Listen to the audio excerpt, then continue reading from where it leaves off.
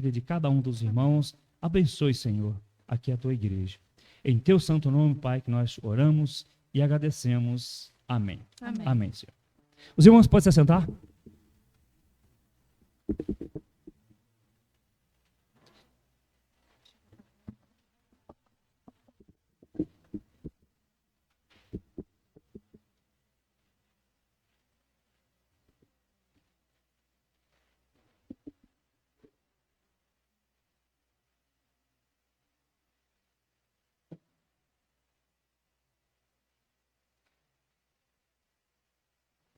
Boa noite, queridos irmãos.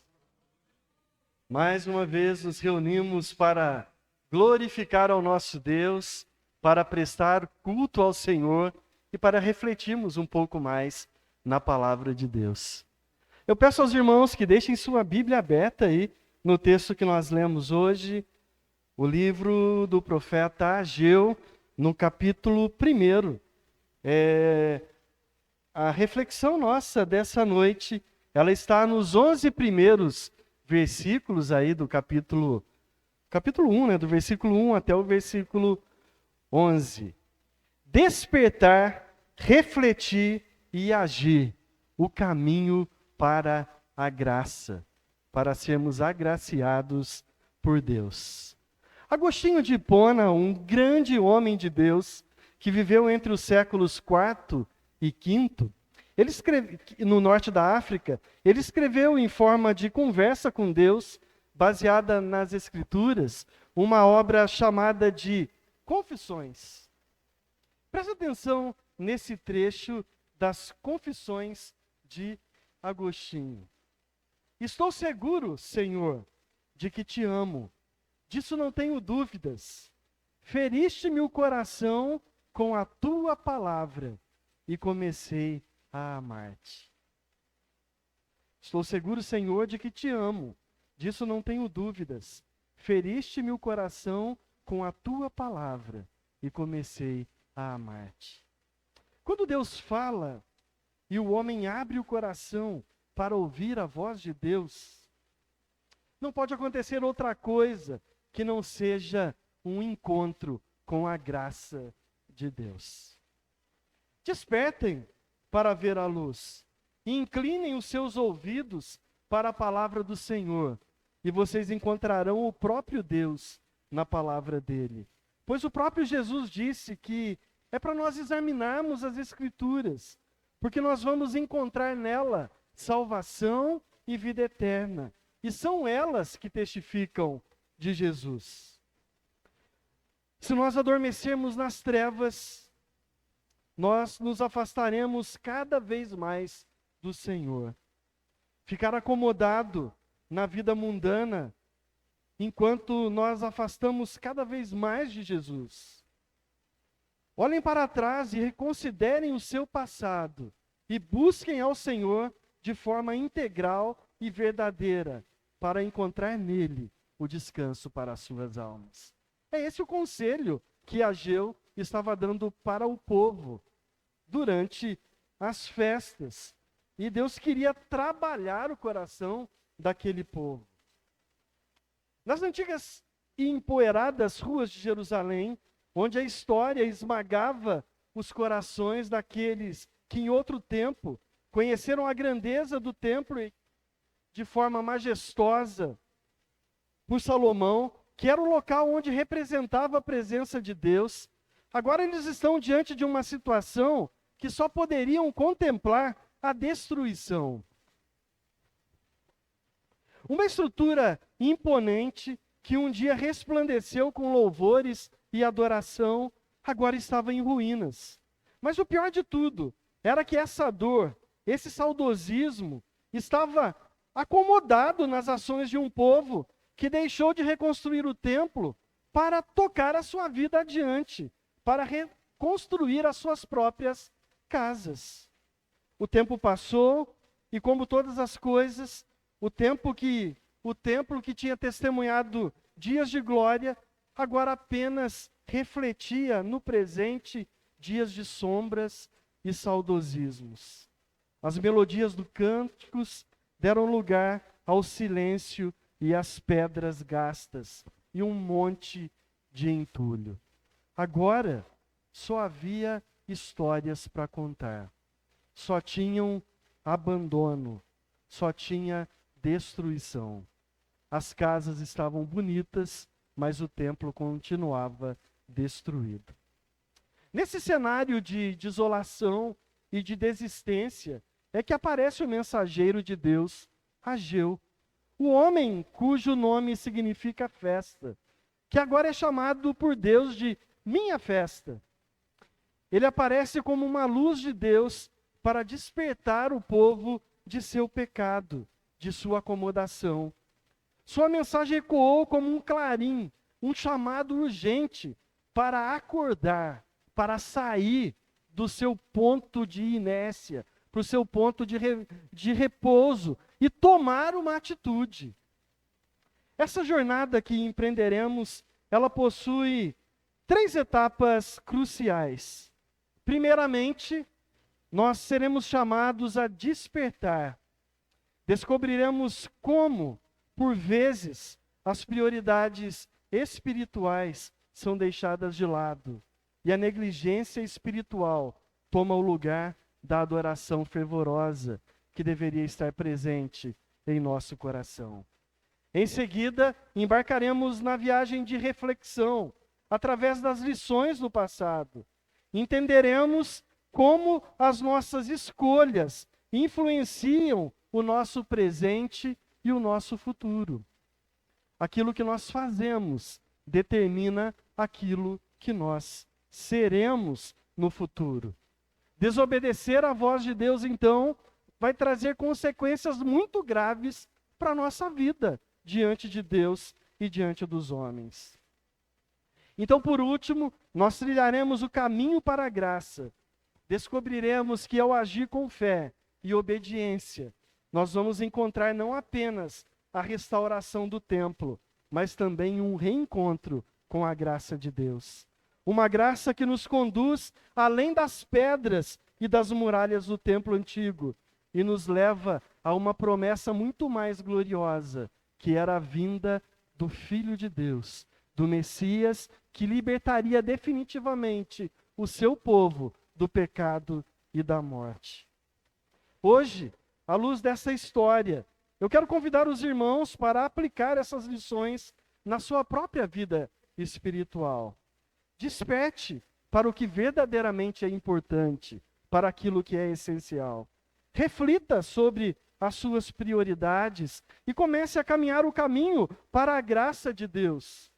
Pois assim como o templo foi restaurado, nossas vidas também podem ser renovadas pela graça de Deus.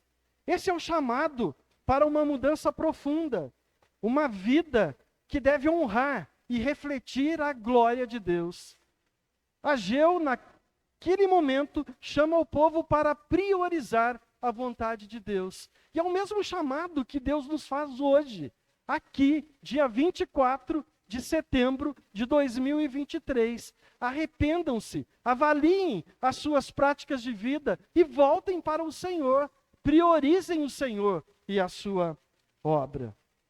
O chamado para identificar a prioridade, a reflexão para as atitudes erradas do passado e o arrependimento para uma mudança de vida deve ser o nosso foco para alcançarmos a graça de Deus. Então, o primeiro ponto dessa pregação de hoje é o chamado à transformação, o despertar da prioridade. Vamos ler novamente esses 2 versículos.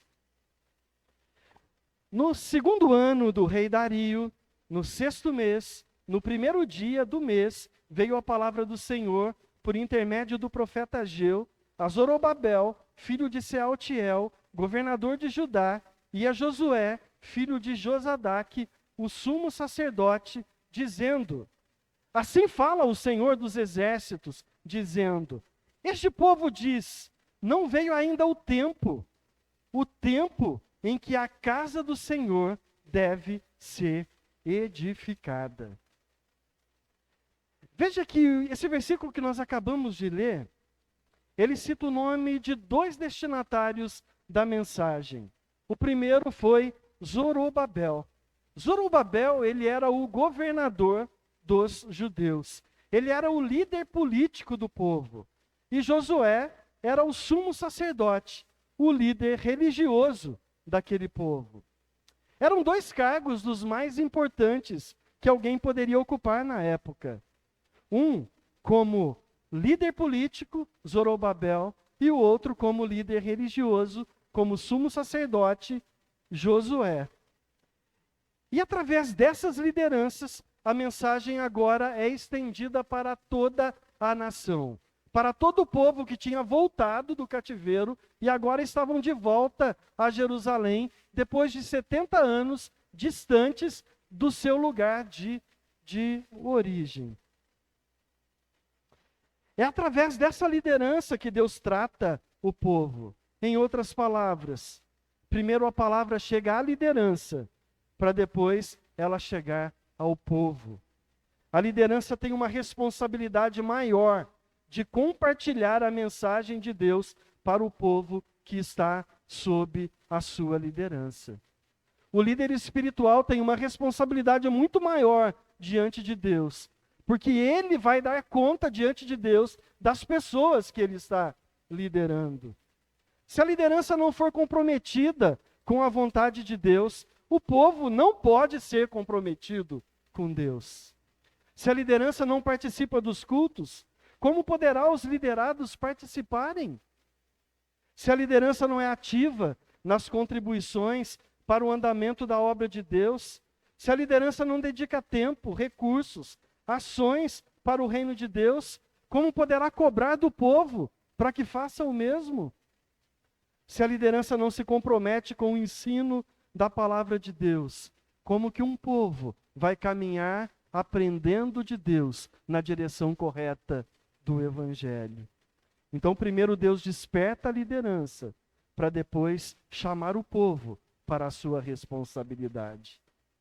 Hoje nós vivemos, irmãos, um cenário parecido com o povo de Deus no passado. Um cenário de acomodação e de comodismo. Tudo é importante, menos a obra de Deus. Tudo é relevante, menos servir à igreja de Cristo e aos irmãos de fé. Tudo é mais significativo. Tudo é mais atraente, menos um devocional com Deus em oração e estudo da palavra de Deus. As reuniões coletivas que deveriam priorizar a adoração a Deus, agora passam a ser meros encontros sociais, meras casas de show, com paredes escuras, luzes coloridas, nuvens de fumaça e música boa, repetitiva, que chama a atenção de uma plateia que não busca a Deus, mas sim aos seus próprios interesses pessoais. Deixam de ser adoradores a Deus e passam a ser consumidores de entretenimento. O púlpito dessas igrejas, que deveriam apresentar o Evangelho, a salvação em Jesus Cristo, que deveriam confrontar o pecado, agora são palcos motivacionais que abrangem palestrantes coaches para massagear o ego de um público inflamado e insaciável por consumir alguma coisa. E vem dentro de um lugar que deveria ser um lugar de adoração a Deus, para consumir algo que massageia o seu próprio ego. É difícil, é difícil. A voz de Deus chama a atenção do povo em alto e bom tom no versículo 2, dizendo: assim fala o Senhor dos Exércitos. Esse povo diz: ainda não chegou o tempo em que a casa do Senhor deveria ser edificada. A acomodação era tão grande que todos estavam conformados com suas próprias casas e com suas próprias vidas, que a fala coletiva era a mesma. Ainda não é tempo de priorizar as coisas de Deus. Talvez poderiam dizer: eu ainda sou jovem, eu ainda estou ajuntando dinheiro, eu ainda preciso fazer hora extra no meu trabalho, Eu ainda preciso terminar a reforma da minha casa. Eu ainda preciso fazer isso e fazer aquilo para depois servir a Deus. Para depois me dedicar à comunhão com a igreja. Para depois fazer o que Deus manda. Eu tenho tanta coisa ainda para fazer. Como que eu vou perder meu tempo indo na igreja, num culto de domingo? É isso que estava acontecendo lá. E é isso que acontece hoje com muitas pessoas, que ao invés de priorizar o Senhor e a vontade dele, prioriza o seu próprio interesse. Então, meus irmãos, o primeiro chamado de Deus é tanto para a liderança quanto para a igreja de Cristo. É um chamado para a transformação, para despertar e identificar qual que é a prioridade. Deus estava falando com todos. O que vocês estão fazendo? Deus estava replicando o que o povo estava dizendo. Ainda não chegou o tempo em que a casa do Senhor deve ser edificada. Não pense que a sua mudança de foco e a sua acomodação vai fazer Deus se esquecer de você. Não pense que a sua preguiça e o seu relaxamento espiritual vai conseguir enganar ao Senhor, que sabe de todas as coisas e conhece até a intenção do seu coração. Arrependa-se hoje da sua acomodação. Saia do seu estado de estar parado. Caia de joelhos aos pés de Jesus e faça a obra de Deus de forma verdadeira. Talvez você possa perguntar, mas eu não sei nada. Eu não sei fazer nada na igreja. Eu não posso fazer nada. O apóstolo Paulo, falando sobre a igreja, ele compara a igreja com um corpo. O corpo, ele tem várias partes diferentes. E tem partes do nosso corpo que a gente nem mostra. Tem parte do nosso corpo que parece que não serve para nada. Tem parte do nosso corpo que parece que está ali só para doer a hora que a gente bate na quina do armário. Mas essa parte do corpo é importante e fundamental para o funcionamento de todo o corpo. Então o meu chamado é para você sair do seu comodismo e identificar o que você tem de melhor para oferecer a Deus. E comece a oferecer o melhor que você tem para Deus. Tire o seu talento que está enterrado, que está guardado. Coloque-o em prática para louvor e glória do Senhor. Faça o melhor que você pode fazer para a obra de Cristo. Porque já chegou o tempo de que os verdadeiros adoradores adorarão o Pai em espírito e em verdade. Nós vivemos dias maus e nós precisamos estar prostrados diante de Jesus para conseguirmos enfrentar as tribulações que nós encontramos na nossa vida. E enquanto nós enfrentamos a tribulação, nós devemos fazer isso com alegria, servindo ao Senhor, com alegria no nosso coração. O chamado para identificar a prioridade, a reflexão para as atitudes erradas do passado e o arrependimento para uma mudança de vida deve ser o nosso foco para alcançarmos a graça de Deus. Então, a palavra do Senhor nos convida a refletir sobre o segundo ponto dessa pregação, que é negligência e necessidade. Reflexões do passado. Vamos ler aí os versículos 3 até o versículo 6?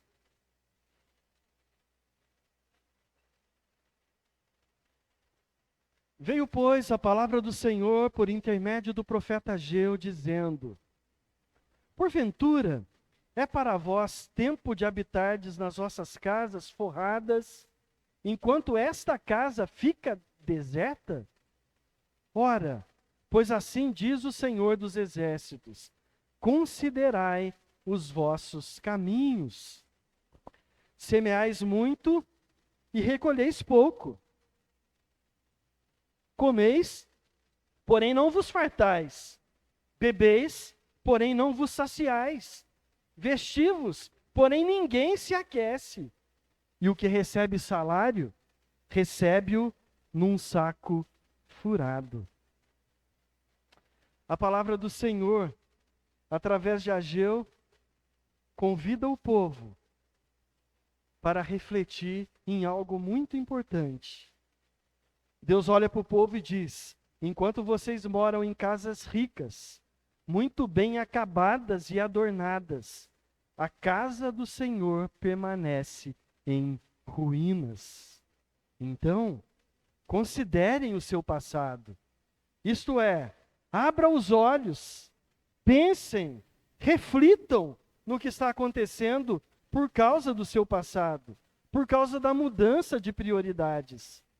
O que está acontecendo? Observem, reflitam sobre tudo.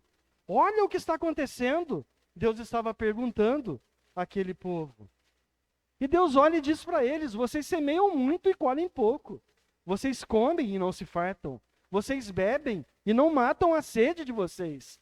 Vocês se vestem, mas não conseguem se aquecer do frio. O salário que vocês recebem, vocês colocam num saco sem fundo. Então, novamente, Deus pede para considerarem o passado. Isto é, reflitam novamente sobre a atitude de vocês. Reflitam sobre o passado e vejam a necessidade que a negligência de vocês trouxe para todo o povo. Tudo que vocês fazem não dá certo. Tudo que vocês plantam não nasce. O salário de vocês não dá para nada. Reflitam sobre isso. Isso tudo está acontecendo por culpa de vocês. Justamente porque vocês deixaram de construir o templo que ficou em ruína para dedicar a construir as suas casas, que agora está pronta, está linda, enquanto a casa de Deus está abandonada e destruída. Essa é a mensagem de Deus para o povo, nos versículos que nós acabamos de ler. Nós precisamos fazer uma pausa aqui para nós entendermos o contexto do templo na época de Ageu. O que significava o templo para o judeu? O templo, ele era a substituição do tabernáculo. O tabernáculo era uma tenda móvel que representava a presença de Deus entre o povo, dando liberdade para o relacionamento vivo e dinâmico que caracterizava o contato de Deus com os homens. Quando o povo estava peregrinando pelo deserto com Moisés, Deus determinou que deveriam construir esse tabernáculo. E a nuvem, que simbolizava a presença de Deus, ela parava sobre o tabernáculo. E eles tinham que ficar acampados ali em torno do tabernáculo, enquanto a nuvem estava em cima do tabernáculo. Quando Deus queria que eles se movimentassem, a nuvem levantava e a nuvem caminhava. E o povo pegava o tabernáculo, transportava e caminhava junto com a nuvem, até o lugar em que Deus queria que eles parassem novamente. Isso aconteceu durante 40 anos, durante a peregrinação do povo pelo deserto. Depois que aquele povo termina a peregrinação, conquista a terra, Deus começa a se relacionar com o povo. E o povo começa a se relacionar com Deus através da vida daqueles sacerdotes que estavam ali. Quando, na época dos reis, Davi tinha um sonho no seu coração de construir um lugar fixo para a morada de Deus, um templo. Mas por causa da violência de Davi, do sangue que tinha nas mãos de Davi, Deus impede que Davi construa o templo e permite que o seu filho, Salomão, faça essa construção. Ninguém tinha acesso direto a Deus antes de Jesus Cristo. Era necessário a mediação de um sacerdote que ouvia a confissão do povo, que recebia as ofertas, que cumpria a lei de Moisés, que intercedia pelo povo através dos sacrifícios que tinham sido instituídos. A reconstrução do templo seria a prova de que a aliança com Deus estava sendo renovada. O Senhor novamente estava com seu povo, como estivera com Moisés e Josué, com Davi e com Salomão. Então a esperança no coração daquele povo, através da reconstrução daquele templo, seria renovada. E as promessas de Deus seriam reavivadas. A construção do templo, a reconstrução dele, era ao mesmo tempo um ato de dedicação e um ato de fé. Era um símbolo de continuidade entre o passado e o presente que eles estavam vivendo. E expressava os anseios da comunidade pela validade das antigas promessas feitas aos seus patriarcas. Dificilmente nós devemos esperar que os profetas entendessem o que o templo que Deus manda reconstruir deveria simbolizar a eles. Nós vamos entender isso, porque a revelação de Deus ela é progressiva para os homens. Deus começa a revelar as coisas de pouquinho em pouquinho, até que chega em João, quando Deus dá a última revelação da palavra, que é o livro de Apocalipse, e a palavra ela é completa, e Deus se revela plenamente naquilo que ele queria revelar através das Escrituras. Mas na época de Ageu eles não tinham essa revelação plena. Eles tinham promessas que o Senhor tinha feito, mas eles ainda não conseguiram ver o que Deus estava querendo dizer com aquele cenário da reconstrução do templo.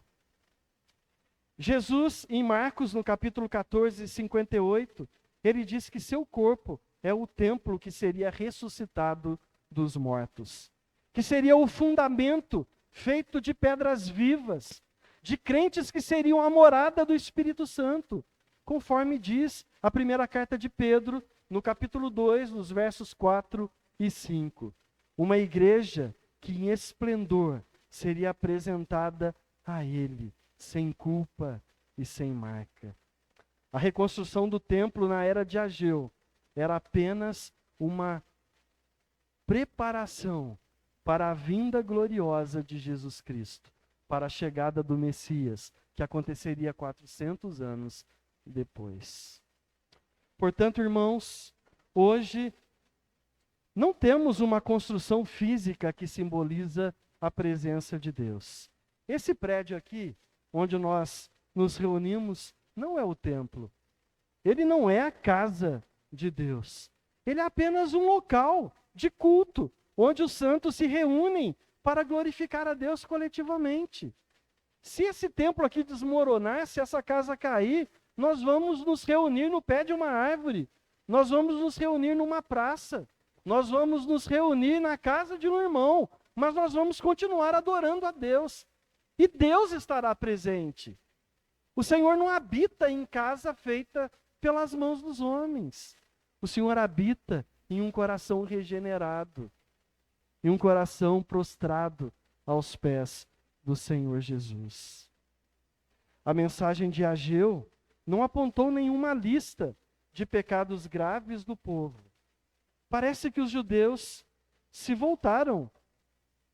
que voltaram daquela terra do cativeiro, eles obedeciam à lei, mas ainda estavam agindo impressionados com as lembranças de situações que eles tinham passado no cativeiro, e agora na sua terra, a sua prioridade era reconstruir a sua própria vida.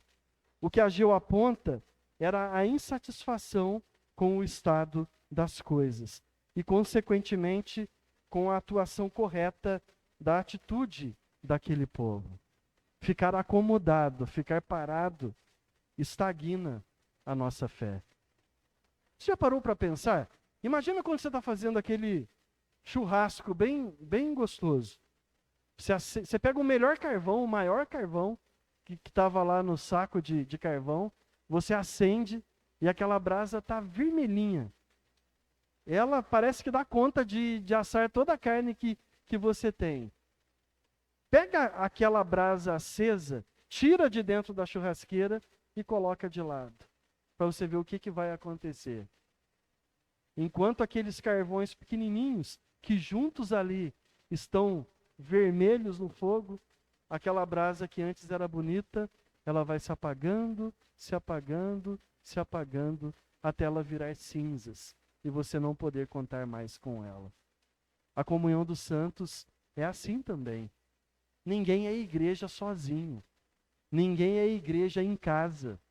Essa ideia de desigrejados que ficam em casa e que não buscam a Deus coletivamente, isso não é igreja. Essa pessoa está distante de Deus. É preciso se reunir como igreja de Deus, como corpo, como irmãos, que um desafia o outro, um incentiva o outro, um exorta o outro, um chora com o outro, um consola o outro, e a igreja inteira caminha, glorificando e alegrando ao Senhor. É isso que nós devemos fazer, é isso que nós precisamos fazer. Ageu lida com o pecado da acomodação. O esqueleto do templo, em ruínas, era como um cadáver que se decompunha no centro de Jerusalém e contaminava tudo. Como que essa ofensa a Deus poderia ser revogada? Veja porque o povo de Deus é tão cobrado pelo mundo. Ninguém vai cobrar ou corrigir o ímpio porque ele é um fofoqueiro, ou porque ele fala palavrão, ou porque ele não paga as suas contas. Ah, mas se um crente fizer qualquer coisa dessa, mesmo que seja uma atitude bem pequenininha, na mesma hora o próprio ímpio vai olhar para o crente e vai questioná-lo. Mas espera aí, você não é crente? Você não é membro da primeira igreja batista de Itapeva? Mas como que você pode fazer tal coisas? O próprio mundo cobra a nossa atitude como luz. Se nós tivermos uma parede grande e pintada de preto, pode sentar uma pomba na parede, não sei se vai conseguir, que não vai dar para enxergar. Mas se você tiver uma parede grande, bem branquinha, se sentar um mosquitinho bem pequeno, todo mundo consegue enxergar. E quanto mais luz você jogar na parede, maiores vão ficando as imperfeições. Vocês já perceberam isso? Quanto mais nós nos aproximamos de Deus, quanto mais nós nos aproximamos de Jesus, que é a luz do mundo, mais o mundo vai notar em nós a nossa deficiência e a nossa falha. Mas não se preocupem com isso. Não se preocupe, o mundo vos odeia, a palavra de Deus diz. Mas o Senhor Jesus pagou o preço pelo nosso pecado naquela cruz. E é Ele que diz, os seus pecados foram perdoados. Eu dei a minha vida para libertar você do seu pecado. Então, irmãos, creia em Jesus e saia da acomodação. Se a luz que existir em nós for trevas, quão grande vão ser tais trevas? Deus nos chamou para sermos luz.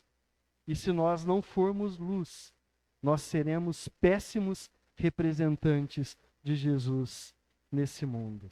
Nós seremos como o templo de Jerusalém em ruínas no centro da praça de Jerusalém. Nós seremos como um cadáver apodrecendo em praça pública.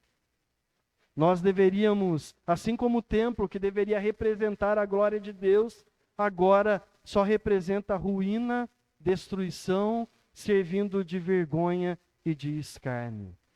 Reflita sobre isso e traga para a sua vida.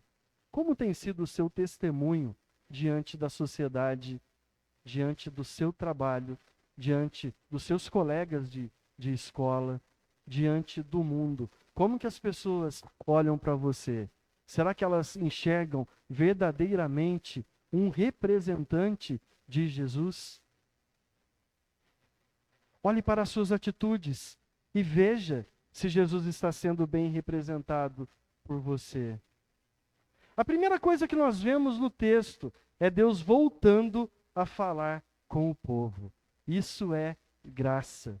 Um povo rebelde, um povo idólatra, um povo corrupto, um povo que colocava tudo no lugar de Deus. E mesmo assim, Deus demonstra sua graça e sua misericórdia. E novamente Deus volta a falar com o povo, chamando esse povo para o arrependimento. Aquele povo que acreditava que o templo era a presença de Deus, e onde Deus está presente, nunca teria derrota para eles. Esse mesmo povo viu o templo ser destruído, porque Deus entregou o templo a Nabucodonosor para destruí-lo. Eles confiavam no templo, mas não confiavam no Deus que estava presente no templo. Da mesma forma que hoje, muitos confiam no que Deus pode fazer, mas não confiam no Deus que pode fazer todas as coisas. Quantas pessoas se aproximam da igreja querendo a ética que a igreja cristã pode oferecer? Quantas pessoas que se aproximam da igreja querendo trazer os seus filhos para um lugar onde as coisas boas são ensinadas? Quantas pessoas se aproximam da igreja querendo buscar uma cura para uma de suas enfermidades? Quantas pessoas se aproximam da igreja querendo buscar prosperidade financeira para a sua vida? Essas pessoas estão distantes de Deus. Nós precisamos nos aproximar da igreja para nos fortalecermos como corpo e adorar e a glorificar a Jesus de verdade. Você tem respondido ao chamado de Deus? Você tem obedecido às Escrituras da forma como Deus falou para você fazer? Ou você vive buscando versículos isolados, fora de contexto, para justificar o seu pecado e a sua falta de obediência a Deus? Você tem lido a palavra de Deus e interpretado a palavra de Deus corretamente? Ou você vive correndo atrás de visões, sonhos e revelações? O Senhor diz para nós priorizarmos a verdade. E não existe outra verdade que não seja a palavra de Deus. Deus estava insatisfeito com aquele povo. Então ele diz, este povo, e não diz, o meu povo está dizendo isso.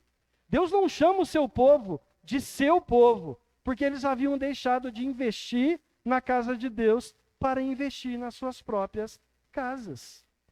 Para que nós fomos criados por Deus? Pensa um pouco sobre isso. Para que nós estamos aqui?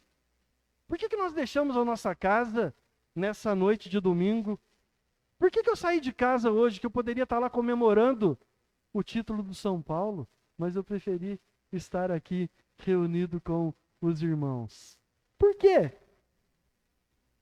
Por quê? Por que nós temos uma casa para morar? Por que nós temos roupas boas para vestir? Por que nós temos um carro para nos levar de um lugar para o outro? Por que a gente tem comida boa para comer? Para que nós temos saúde? Para que nós temos condições de viajar, de passear, de conhecer lugares bonitos? Para que nós estamos vivos? Você tem condição de responder a essas perguntas? A resposta não pode ser outra que esta. Nós temos tudo isso para a glória de Deus. Tudo o que há em mim, bendiga o teu santo nome.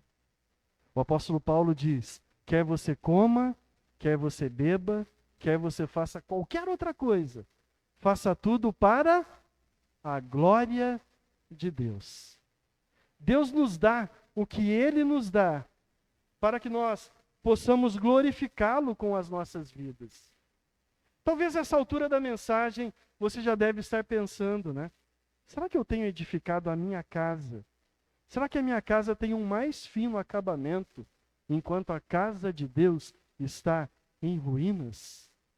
Acorde, irmãos. Não é tempo para estarmos acomodados. É tempo para priorizarmos o nosso Deus. Será que você não está perdendo as reuniões da igreja porque está trocando a prioridade? Será que cumprir uma ordenança de Deus é algo supérfluo e desnecessário? Deus ordena para que não deixemos de congregar, em Hebreus 10, 25. Deus ordena para que respeitemos ao dia do Senhor, um dia da semana que deve ser dedicado para o descanso e para agradar ao Senhor, para viver para Ele, para honrar o reino de Deus. E o que nós temos feito? O que você tem feito no seu dia de descanso? O Senhor, Ele instituiu isso na criação, não porque Ele precisava descansar, mas para dizer a nós que depois de 6 dias de trabalho, um dia deveria ser dedicado ao Senhor como um dia de descanso. Depois da morte e ressurreição de Jesus, a igreja primitiva decidiu escolher o domingo como sendo esse dia de descanso. Mas eu não creio que o domingo é o dia do Senhor. Eu creio que um dia, em 6 dias, depois de 6 dias de trabalho, deve ser o dia do Senhor. A nossa comunidade, a nossa cultura, hoje, ela tem o domingo como um dia de descanso.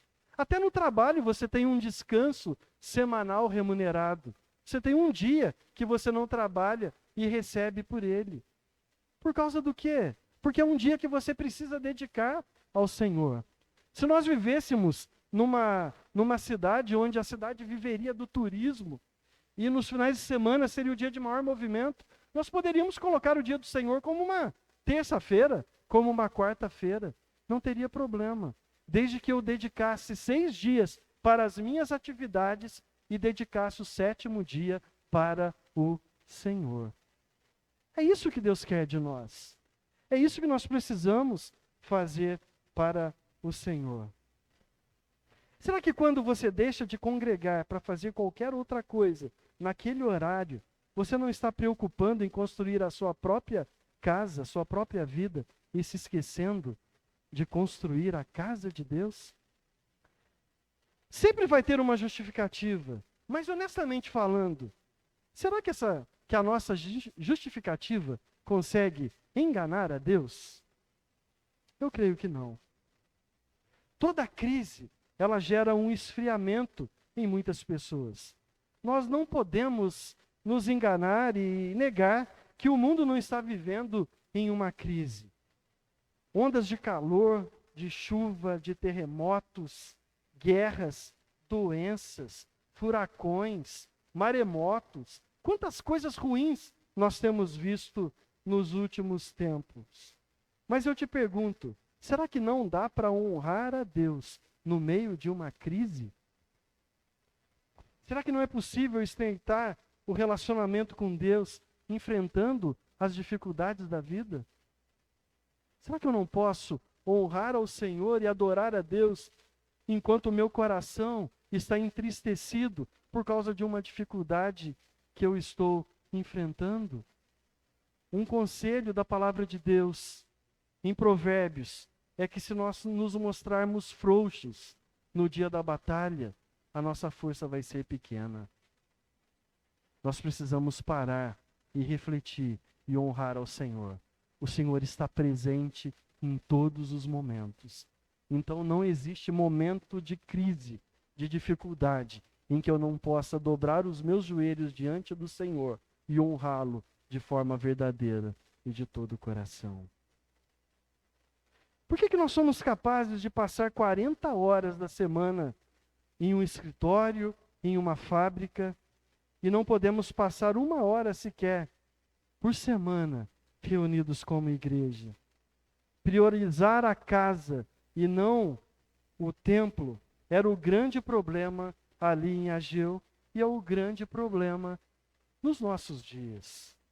Por que nós somos capazes de gastar R$ 500 num jantar com a família, num restaurante, mas não somos capazes de doar uma única cesta básica para um irmão que está passando por necessidade?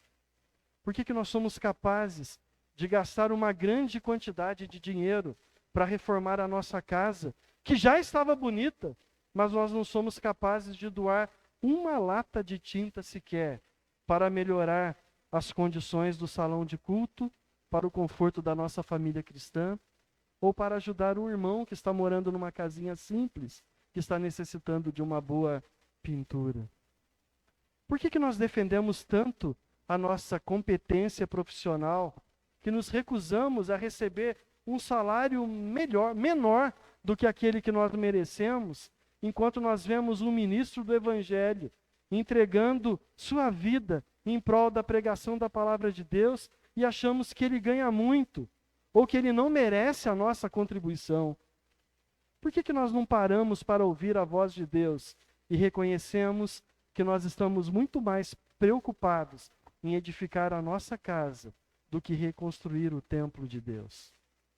quando a prioridade da nossa vida não for glorificar a Deus, todas as nossas atitudes serão vazias de significado.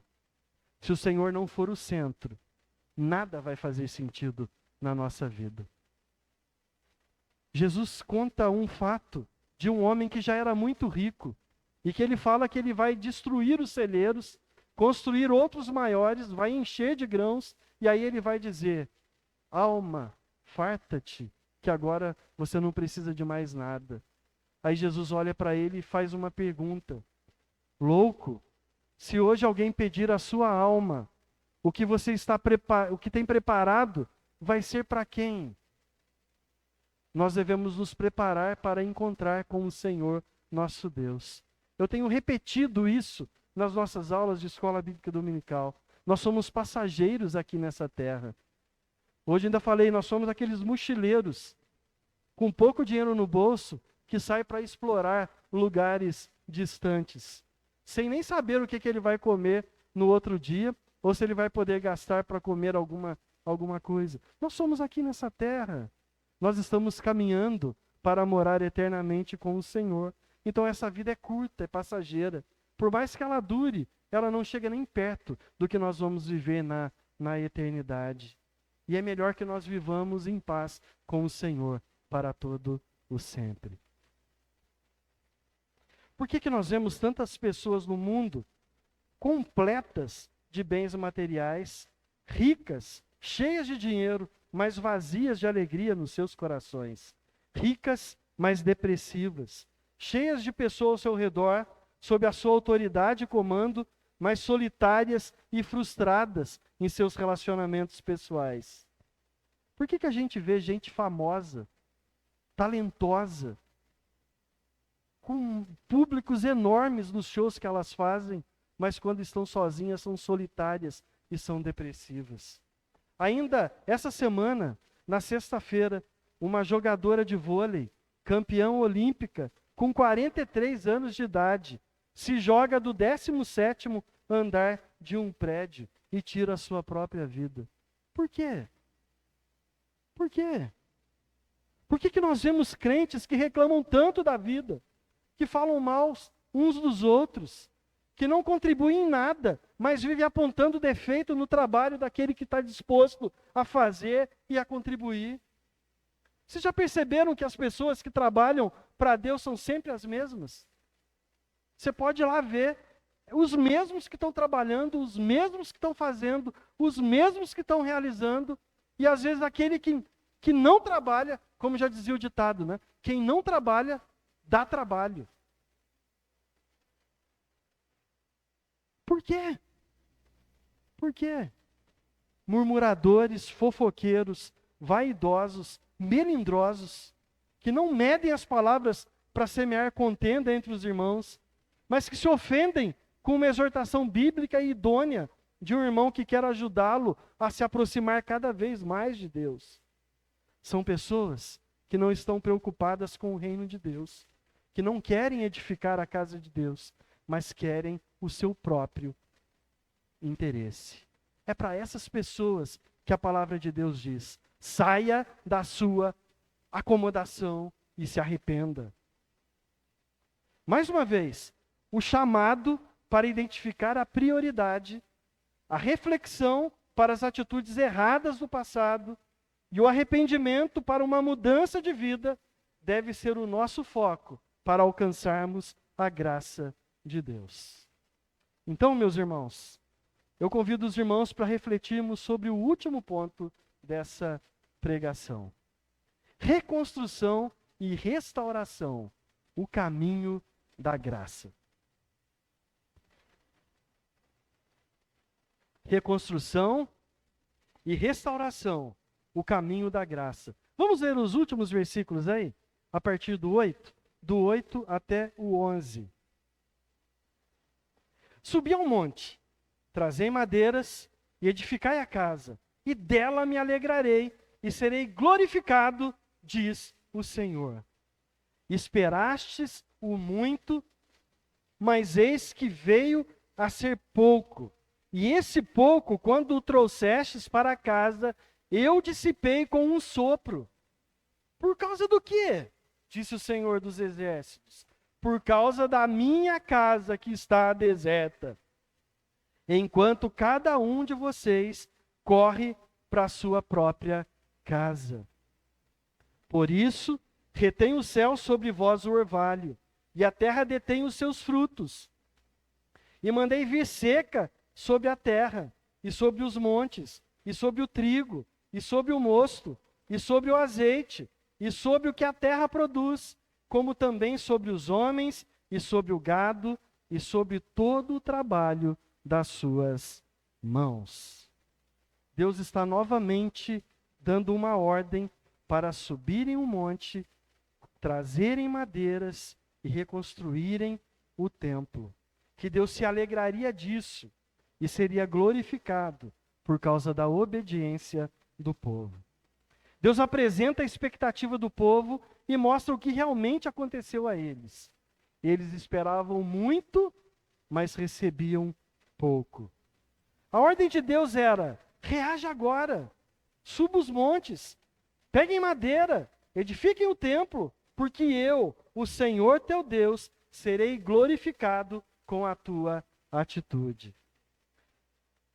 O povo tinha perdido 19 anos com interesses pessoais, desde que eles voltaram, encontraram resistência e pararam de reedificar o templo. Eles esperaram muita coisa, mas quando eles levaram para casa, tudo o que eles recolheram, o próprio Deus dissipou da mão deles como se fosse um sopro. Você está descontente com tudo? Está padecendo necessidade? Sua colheita não prospera? Sabe por quê? Olha o final do versículo 9. Porque o meu templo está em ruínas, ao passo que cada um de vocês cuida da sua própria casa. Mudança de prioridade. Troca de prioridade. Deus fala claramente para eles que o motivo deles estarem insatisfeitos, o motivo da pobreza que eles estavam enfrentando, o motivo da carência deles era a troca de prioridade. Eles priorizavam as coisas pessoais e deixavam as coisas de Deus de lado. Então Deus novamente pede para o povo reconsiderar o seu passado. Uma lição muito importante aqui é olhar a motivação pela qual nós estamos fazendo aquilo que nós fazemos. Por que você oferta na igreja? Por que você entrega o seu dízimo? Por que você ajuda alguém que está necessitado? Qual que é a motivação do seu coração em fazer as coisas que você faz? Fazer a coisa certa com a motivação errada é tão errado como não fazer nada. Fazer a coisa certa com a motivação errada é tão errado como cruzar os braços e não fazer nada. Deus não está preocupado com o seu dinheiro, mas sim qual é a intenção do seu coração. Por que você faz o que você faz? Você está fazendo porque você quer ganhar alguma coisa em troca? Você está fazendo porque você quer ser notado pelos homens? Se esse for o objetivo, desista. Deus não está preocupado com o que você está fazendo. Se você está fazendo porque o seu desejo é que Deus seja glorificado e que o evangelho seja anunciado, que vidas sejam edificadas, então continue firme. Continue fazendo o melhor que você pode fazer, porque isso honra ao Senhor, isso glorifica ao Senhor e isso fortalece a nossa vida. Lembrem-se do exemplo de Jesus quando estava no templo. Várias pessoas passavam por ali pelo gasofilácio e colocava as suas ofertas, os seus donativos. Mas qual oferta que Jesus valorizou mais do que todas? A oferta de uma viúva pobre. Por quê? Porque ela ofereceu o melhor que ela tinha. E Jesus, que é Deus, conhecia a intenção do coração daquela viúva pobre. Da mesma forma que ele conhecia a intenção dos ricos e poderosos que doavam fortunas ali no templo de Jerusalém. Tem uma música que nós cantamos que diz assim: Se não for para te adorar, para que eu nasci? Se não for para te servir, por que eu estou aqui? Sim, eu quero te adorar, Senhor. Por isso que eu estou aqui. Hoje é o dia para fazermos uma autoavaliação, olharmos para a nossa vida e para as nossas práticas e ver se o que estamos fazendo realmente é para Deus ou é para nós mesmos. Ageu conclui a profecia nos versos 10 e 11 dizendo: por isso o quê? Porque vocês se preocupam em edificar as suas casas com o mais fino material, enquanto o meu templo está em ruínas. É que os céus retiveram o orvalho e a terra reteve os seus frutos por vossa causa. Interessante a gente ver isso, né? Deus falando que a terra deixou de dar o fruto por causa da atitude daquele povo. Eu vejo isso aqui uma repetição do que aconteceu lá no castigo, na queda do homem em Gênesis 3. O principal castigo sobre o homem é que ele teria que se esforçar muito para tirar da terra o sustento para ele. A terra dificultaria o alimento por causa do pecado da desobediência de Adão. E agora Deus volta a dizer para o povo: a terra está produzindo pouco por causa da desobediência de vocês. Enquanto vocês não obedecerem, a terra não vai dar o fruto que vocês precisam. Eu mandei vir a seca sobre a terra, sobre as colinas, sobre o trigo, sobre o vinho novo, sobre o azeite e sobre tudo que a terra produz. Também sobre os homens, sobre os animais e sobre todo o seu trabalho. Tudo estava sendo prejudicado na vida dos filhos de Deus, porque eles estavam priorizando o que eles não deveriam priorizar. Nessa noite, irmãos, eu quero convidar você a refletir sobre as suas ações da sua vida. Será que o que está acontecendo, as dificuldades que você está enfrentando, não é porque você está trocando a prioridade na sua vida? Será que é porque você não está valorizando mais a sua vida do que o Senhor? Essa mensagem de Ageu é uma mensagem dura, mas é a palavra de Deus que está dizendo. É muito comum a gente ver crente colocando a culpa de coisas ruins que acontecem na vida dele no diabo. O sujeito é um desorganizado, é um bagunceiro. Ele pede a chave do carro na hora que ele está saindo de casa para ir para o culto, porque ele já estava atrasado. E a culpa é de quem? A culpa é do diabo, que não quer que ele vá na igreja. É nada. A culpa é dele. Porque ele deveria glorificar a Deus com o planejamento da vida dele, da casa dele, do tempo dele. Mas ele deixa tudo para a última hora. E depois quer tirar a responsabilidade dele e jogar a culpa em cima do diabo. O filho cresceu, se desviou da igreja, e ele não assume a responsabilidade de dizer que quando aquele menino era pequeno, quando aquela menina era adolescente, ele não obrigou e conduziu e levou o seu filho para a igreja, para a escola dominical, para ouvir a voz de Deus.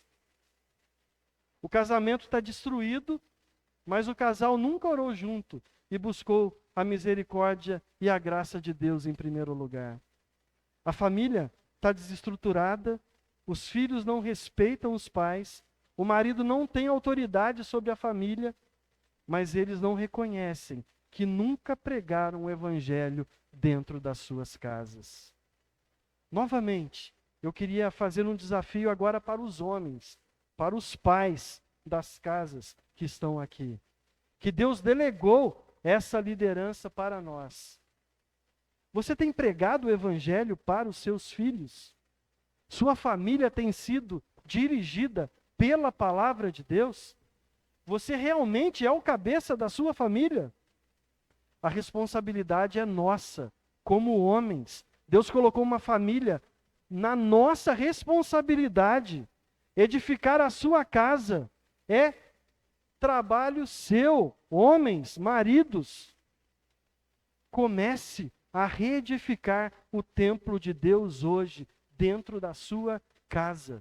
Seja o primeiro a buscar o Senhor nos momentos de dificuldade. Seja o primeiro a pregar o evangelho na sua família. Seja o primeiro a conduzir os seus filhos ao arrependimento quando eles estão se afastando de Deus. Olhe para a sua vida, ainda é tempo de mudar de atitude.